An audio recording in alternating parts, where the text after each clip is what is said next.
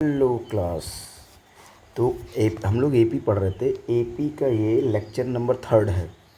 Second में कुछ अच्छे खासे क्वेश्चन किए थे, उसमें आज थर्ड लेक्चर में और भी कुछ बढ़िया क्वेश्चन कर रहे हैं। तो आज ये एपी के जनरल फार्मूले पे जितने सारे क्वेश्चन, आज उसका लास्ट लेक्चर है। उसके बाद हम लोग नेक्स्ट में सम पढ़ेंगे, सम ऑफ एपीज। ठीक है, तो यहाँ पे देखो कुछ क्वेश्चन है। 70th term of an AP is 7 more than its 10th term. Find the common difference. किसी एपी का जो 17वां पद है ना, वो 10वें पद से 7 अधिक है, तो बताओ उस एपी का कॉमन डिफरेंस क्या रहा होगा। ठीक है ना। सो हम मानेंगे लेट, ऐसे करते आ रहे, let first term equals to A common difference equals to D, है ना, अकॉर्डिंग। अच्छा, क्वेश्चन के हिसाब से देखो क्या दिया है कि A17 जो है ना, A17 मतलब 70th टर्म इस 7 मोर देन इस 10 टर्म, उसके 10वें टर्म से 7 ज़्यादा है। अच्छा, कहीं कहीं बच्चे क्या करते हैं कि इसको यहाँ ले आएंगे, तो बोल देंगे कि A17 minus A10 equal to 70, यानी 17 और 10th टर्म का डिफरेंस भी 7 है, तो वो भी सही है। ठीक है ना। अब हम क्या करते हैं, A17 मतलब A+16D, हम ऐसा क्यों करते हैं पिछले क्लास में जाने हैं। A+9D इक्वल टू 7 हो जाएगा। देखो ए सेम साइन है, इक्वल टू के बीच है, आइदर साइड है, तो ये आपको कैंसिल हो जाएगा। वेरिएबल में केवल डी बचेगा, ये वही डी पूछा है। सो 16D minus 9D equal to 7, तो यहाँ पे क्या आ जाएगा 9, 7D equals to 7 and D equals to कितना हो जाएगा 1। ठीक है, यहाँ पे प्लस रहेगा। हाँ, ये हमारा आंसर होगा। ठीक है, ऐसे भी क्वेश्चंस आ सकते हैं। नेक्स्ट टाइप का क्वेश्चन देखते हैं। क्वेश्चन अगला, इन AP 3,15,27,39 which term is 130 more than 54th term. इसी AP में ऐसा कौन सा टर्म है जो 54वें टर्म से या 54 टर्म से 132 ज़्यादा है। ठीक है, लेट nth टर्म वही n निकालना है। पहले तो कॉमन डिफरेंस और फर्स्ट टर्म निकाल लेते हैं। Let first term equals to A common difference equals to D. So let nth term is 132 more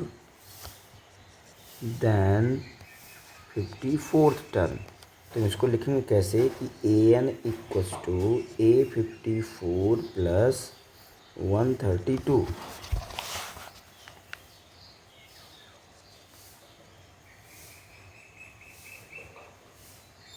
तो हो जाएगा A+n-1 into D equals to A+53D plus 132। Question number first, from AP first term कितना है 3, वैसे एक काम लगेगा नहीं, वो कैंसिल आउट हो जाएगा। डी कितना है 15 - 12 का हो गया ये डी आपका 12 हो जाएगा। इसमें रख देते हैं, तो 3+n-1 into D equals to 3+53D1 plus 132। तो ये 3 कैंसिल हो जाएगा, यहाँ पे हो जाएगा 12n-12, ये हो जाएगा 53D प्लस 132। तो 12 को इस तरफ लेके आओ। अच्छा हाँ, डी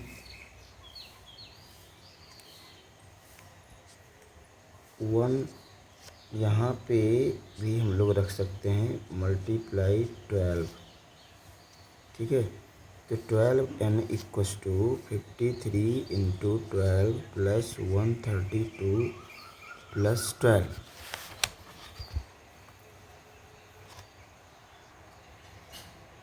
तो हो जाएगा 12n इक्वस टू 636, ये 53 इंटू 12 का, प्लस 132 प्लस 12, तो ये हो जाएगा 144। ठीक है, उसके बाद हो जाएगा 12n इक्वस टू 780। तो n इक्वस टू कितना आ जाएगा 780/12, तो ये हो जाएगा 65, यानी 65th टर्म ऐसा है जो 54वें टर्म से 132 अधिक है। ठीक, ये हमारा आंसर, यही पूछना था, n की वैल्यू पूछ रहा था। Next,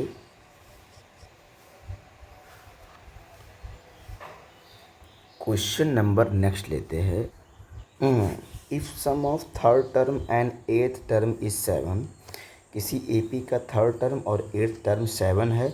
some of 7th and 14th term is -3, find the 10th term. तो ये कंडीशन दिया है, कंडीशन हम सबसे पहले ए और डी निकालेंगे, उसके बाद सॉल्व करेंगे।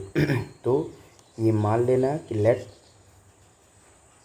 First term equals to A common difference equals to D. तो अकॉर्डिंग टू क्वेश्चन क्या दिया है, A3 plus A8 equals to 7। यहाँ पे देखो थर्ड टर्म और एट टर्म का सम 7 दिया, उसी के हिसाब से लिखे यहाँ पे। तो क्या हो जाएगा, A+2D plus A+7D equals to 7, मतलब 2A plus 9D equals to 7। Question number first देखो, अभी ये धीरे धीरे लीनियर इक्वेशन बनेगा। सेकंड कंडीशन दिया है कि 7वें टर्म और 14वें टर्म का भी सम माइनस, तो ये A7 प्लस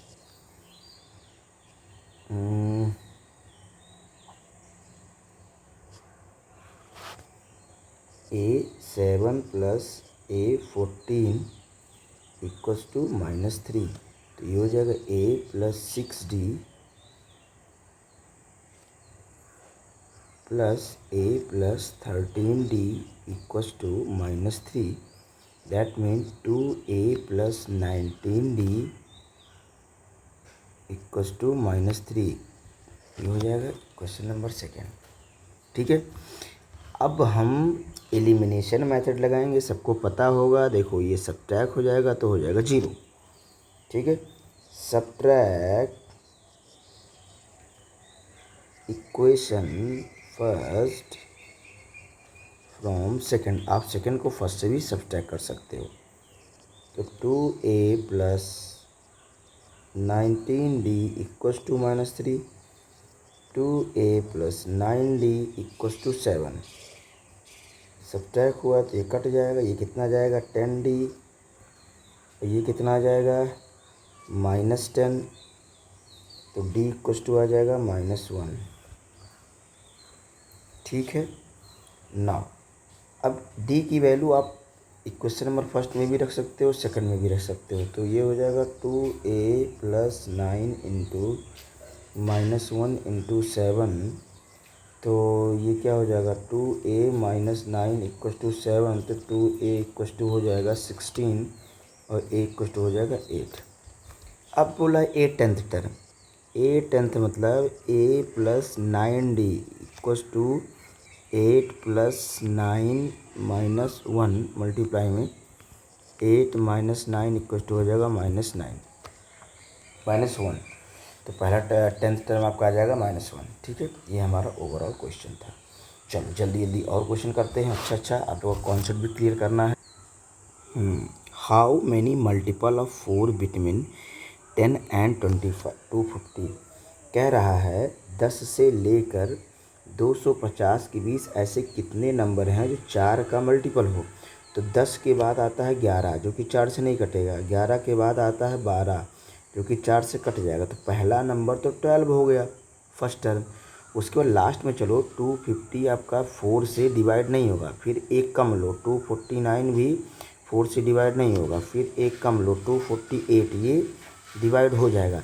तो कहीं ना कहीं हमको फर्स्ट टर्म पता चल गया और लास्ट टर्म पता चल गया 248। इन दोनों टर्म से हम निकाल सकते हैं कि कितने टर्म ऐसे हैं जो 4 से डिवाइड हो गए। एक चीज़ और है, 4 से डिवाइड हो रहा हो, 6 से डिवाइड हो रहा हो, 7 से डिवाइड हो रहा हो, 8 से डिवाइड हो रहा हो, इसका मतलब कॉमन डिफरेंस यही रहता है जिससे डिवाइड हो रहा था, या कह सकते हो जो मल्टीपल है वही कॉमन डिफरेंस रहता है। तो हम लोग शुरू करते हैं। So first term of 4 of multiple of 4 is 12, and last term of multiple of 4 is 248। तो a इक्वस टू 12 और लास्ट टर्म कितना हो जाएगा, l equals to 248। So common difference कितना हो जाएगा, देखो 12 के बाद ना डायरेक्ट 16 ही आएगा, उसके बाद आपका 20 ही आएगा, तो 4 4 का डिफरेंस रहेगा। ऐसे क्वेश्चनों में जिसका मल्टीपल पूछता है वही कॉमन डिफरेंस होता है, तो यह आपको 4 हो जाएगा। हमको नंबर ऑफ टर्म निकालना है कि कितने ऐसे नंबर हैं जो 10 और 250 के बीच में आएंगे। So an equals to a plus n minus 1 into D. यहाँ an की जगह l रहेगा। Last term equals to a plus n minus 1 into D. Last term 248 है, इक्वस टू a है आपका 12, n minus 1 into D, D है आपका 4। तो 4 आएगा, ये यहाँ पर 12 आ जाएगा, यहाँ पे 4n हो जाएगा -4। तो ये हो जाएगा 3 और ये हो जाएगा 6 और ये हो जाएगा 4 इक्वस टू 4n। ये हो जाएगा 240 equals to 4n, n equals to हो जाएगा 240 अपॉन n अपॉन 4, सॉरी। तो ये हो जाएगा 60।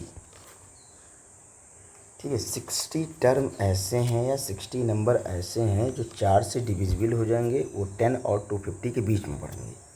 ठीक है, सो नेक्स्ट क्वेश्चन लेते हैं। ये देखो बढ़िया अच्छा क्वेश्चन है। How many multiple of 4 between 10 and 300। 10 और 300 के बीच 4 के ऐसे कितने मल्टीपल हैं जो रिमाइंडर भी 3 देते हों, यानी फुल्ली वो डिवाइड नहीं हो रहा है, डिवाइड होने पे 3 क्या आ रहा है आपका एज ए रिमाइंडर। तो बड़ा समस्या वाली बात होगी, इसके बारे में सोचते हैं। तो क्या होगा 10 के बाद 10 सौ कटेगा नहीं, 10 10 से अगर हम डिवाइड करें तो 2 जा 8, तो इसमें रिमाइंडर 2 आ रहा, तो ये तो नहीं होगा। 11 में चलते हैं, 4 3 जा 12, 4 2 जा 8, इसमें 3 आ जा रहा है, यानी पहला नंबर 11 है। उसके बाद 12 कट जाएगा, 13 रिमाइंडर 1 आएगा, 14 रिमाइंडर 2 आएगा, 15 रिमाइंडर 3 आएगा। ठीक है ना, तो हमारे पास नंबर क्या होता जाएगा, 11 आ गया और फिर 15 आ जाएगा, यानी अब 4 4 का डिफरेंस आप ले लो। हमने क्या बोला था, जितना मल्टीपल बोलता है ना वही कॉमन डिफरेंस होता है। 15 उसके बाद 19 आएगा आपका। ठीक है ना, ऐसे ऐसे ऐसे ऐसे आएगा। 300, तो 300 में अगर आप डिवाइड करो तो 75 आएगा, 4 का कट जा रहा है। 299 का करें, 299 का करेंगे तो कितना आएगा, 4 7 जा 28, 119 19 आ रहा है ये। ठीक है, तो अब क्या करें इसको, लास्ट नंबर कितना होगा जिसको हम 4 से डिवाइड करें, उसके बाद रिमाइंडर आपका 3 है। तो 299 का जो हम कर रहे थे वो कर ही लेते पूरा। 4 7 जा 28 1, और उसके बाद कितना हो जाएगा, 6 4 4 जा 16 3, यानी 299 ही हो जाएगा ये। देखो बस हो गया पता, AP मिला तो सब मिला। अब तो आप निकाल सकते हो कितने टर्म है, नहीं पूछा तो A क्या हो जाएगा 11, डी क्या हो जाएगा 4 और एल लास्ट टर्म क्या हो जाएगा 299 और एन अन पूछा है। तो लास्ट टर्म इक्वस टू हो जाएगा a plus N minus one into d. देखो मैथ में फॉर्मूला याद करने का सबसे अच्छा तरीका ये है कि आप फार्मूले को क्वेश्चन के हिसाब से बार बार लिखो। लेक्चर नंबर सेकंड और थर्ड में इसी फार्मूले से रिलेटेड सारे क्वेश्चन आ रहे हैं, तो लगभग याद हो भी गया होगा। सो 299 इक्वस टू हो जाएगा 11 plus N minus one into D. ठीक है, तो 299 इक्वस टू हो जाएगा 11 प्लस 4n माइनस 4। तो ये हो जाएगा 299 इक्वस टू 11 माइनस ये हो जाएगा 7 प्लस 4n। अब 7 जाएगा इस तरफ तो हो जाएगा 299 माइनस 7 इक्वस टू 4n। तो ये हो जाएगा 292 इक्वस टू 4n और n इक्वस टू हो जाएगा 292/4। तो कितना जाएगा ये 4 7 जा 28 एंड 4 3 जा, ये तो आएगा 4 7 जा 28 1 आएगा 4, यानी 73 टर्म ऐसे हैं 100 और 300 के बीच जिसमें 4 से डिवाइड करोगे तो रिमाइंडर 3 देंगे। थोड़ा अलग टाइप का क्वेश्चन था। ठीक है, अब थोड़ा और अलग टाइप का ले रहे हैं question. Find 20th term from last in AP 388। ये देखो क्वेश्चन थोड़ा अच्छा है। हमारा AP है 3813, 253। कह रहा है कि इसके पीछे से 20th टर्म निकाल के बताओ, आगे से नहीं। हमको फार्मूला आगे से पता है, ये वाला इसके पीछे से निकालना है। ठीक है, तो दो मेथड है, देखते हैं। पहले तो इसमें ये निकाल लेते हैं कि नंबर ऑफ टोटल टर्म कितने हैं। तो गिवन लिख लो L equals to 253, A equals to हो जाएगा 3 एंड D इक्वस टू हो जाएगा 8 माइनस 3 दैट इज़ 5। तो L इक्वस टू हो जाएगा A plus N minus one into D equals to हो जाएगा 253 plus 3 into N minus one into D that is 5। तो 253 equals to 3 plus 5 N minus 5। तो 253 equals to हो जाएगा 5n minus 2, यानी 2 इस तरफ जाएगा तो 255 इक्वस टू हो जाएगा 5n और n इक्वस टू हो जाएगा 51। यानी पहली बात तो टोटल टर्म 51 है। अच्छा ये बताओ, अगर पीछे से 20वां टर्म चाहिए तो आगे से कितना चाहिए। 51 में से 20 घटाओ तो कितना आ जाएगा 31। यही वाला टर्म चाहिए नहीं, 20वां टर्म मतलब 20वां, 19 के बाद 20वां आएगा तो आगे से जब जाओगे तो ये 31th टर्म, ये 90th टर्म है, इसमें एक जोड़ना पड़ेगा। आई बात समझ में, इसमें एक जोड़ोगे तभी हो जाएगा 32 टर्म। यानी आगे से 32वां टर्म या पीछे से 20वां टर्म एक ही नंबर आएगा। ठीक है ना। तो हम ट्राई करते हैं, अगर लगता है कि हम लोग गलत कॉन्सेप्ट पे हैं तो अभी पता भी चल जाएगा। ठीक है, तो फ्रॉम फर्स्ट साइड क्या हो जाएगा 51 माइनस 20 प्लस 1। तो ये कितना हो जाएगा 32। सामने से 32 तक कर लेते हैं। तो A32 कितना हो जाएगा a that mean 3 plus 31 into 5 that mean 3 plus 5 one जा 5 एंड 5 3 15। तो ये हो जाएगा 158। 158 टर्म न है, 31 टर्म है। अब पीछे से अगर मैं ऑल्टरनेट मैथड, पीछे से तो n को मान लो 11, पीछे 20 दिया ना, ये 20 मान लेते हैं। और फर्स्ट टर्म को हम क्या मानेंगे, फर्स्ट टर्म को क्या मानेंगे हमारा लास्ट टर्म ही फर्स्ट टर्म का काम करेगा बच्चे। क्यों? क्योंकि हम पीछे से जा रहे हैं, इधर से जा रहे थे तो ये पहला टर्म था, इधर से आ रहे हैं तो पहला टर्म हमारा ये हो जाएगा। ठीक है ना?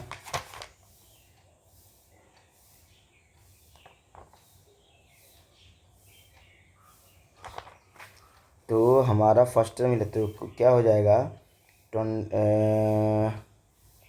20th term from last equals to 253। ये फर्स्ट टर्म ही लास्ट टर्म ही हमारा फर्स्ट टर्म हो जाएगा, इंटू n-1 यानी 19।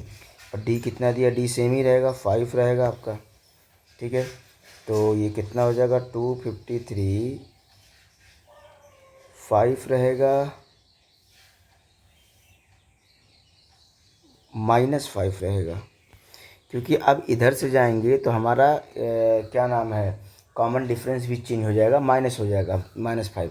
क्योंकि देखो 3 में से 8 माइनस करोगे तो -5 आएगा, 8 में से 3 करोगे तो +5 आएगा। तो ठीक है, तो आपका ये -5 ही रहेगा, तो ये हो जाएगा -95। अभी कितना आ जाएगा? 158। देखिए सेम आंसर है।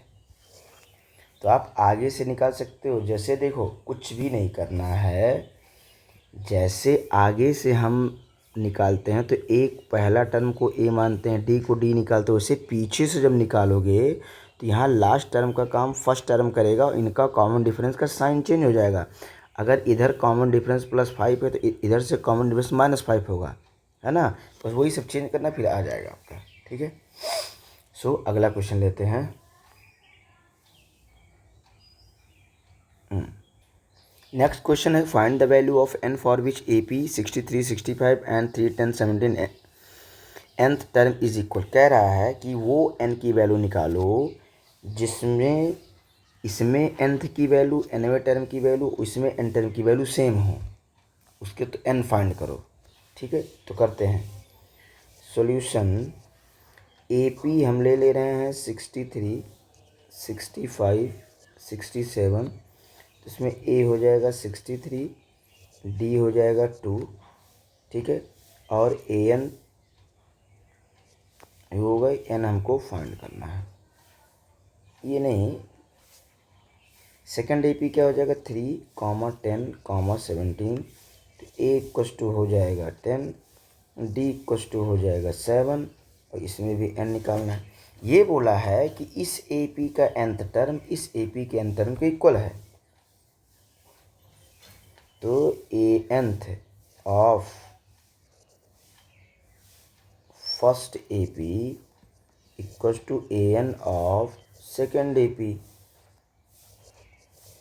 ठीक है, ये चीज़ हो जाएगा। तो AN का क्या हो जाएगा? A + n-1 यानी 63 n-1 इंटू डी दिया 2। इसमें क्या हो जाएगा? 10 + n-1 इंटू 7। ठीक है, तो ये आप 10 को इस तरफ ले आओ तो ये हो जाएगा 53 माइनस होकर के इधर 2n-1 माइनस में, और ये +7n-1 53। तो ये हो जाएगा 7 में से 2 जाएगा 5n-1। तो ये हो जाएगा 53 equals to 5n-5 equals to 5। इस तरफ जाएगा तो हो जाएगा 58 इक्वस टू 5n।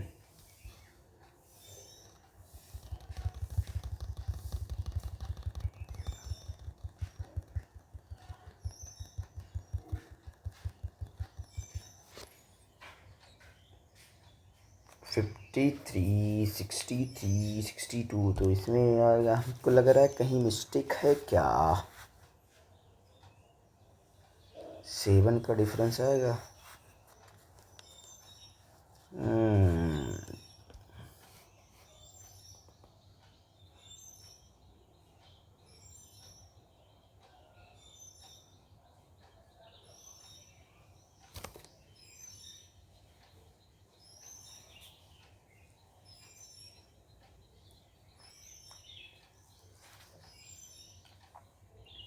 तो 58 इक्वस टू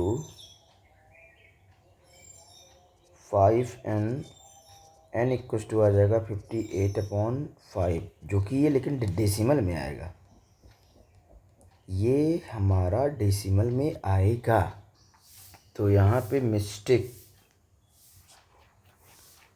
यहाँ पे हमने फॉल्ट किया, यहाँ पे 3 लेना था। फर्स्ट टर्म मैंने यहाँ पे फर्स्ट टर्म का गलत दिया है, यहाँ पे 3 रहेगा, यहाँ भी 3 रहेगा। अब ये उसी के हिसाब से पूरा आंसर आपका रॉन्ग आएगा, तो यहाँ से रॉन्ग है, क्योंकि n की वैल्यू फ्रैक्शन में नहीं आना चाहिए, ठीक है ना। तो ये इधर जाएगा तो ये 60 हो जाएगा, ये इधर जाएगा तो हो जाएगा 5n-1 इंटू 7। ये कैसे होगा? 7 time of n-1 minus 2 time of n-1, तो ये सब्सट्रैक्ट हो जाएगा। यहाँ पे आएगा 5n-5, 65 इक्वल्स टू 5n, और n इक्वल्स टू हो जाएगा 13, यानी 30th टर्म इस AP का और 30th टर्म इस AP का, दोनों का नंबर सेम आएगा, ठीक है। सो कुछ क्वेश्चन अभी और हैं जिसको हम लोग करते हैं नेक्स्ट लेक्चर में। Thank you class.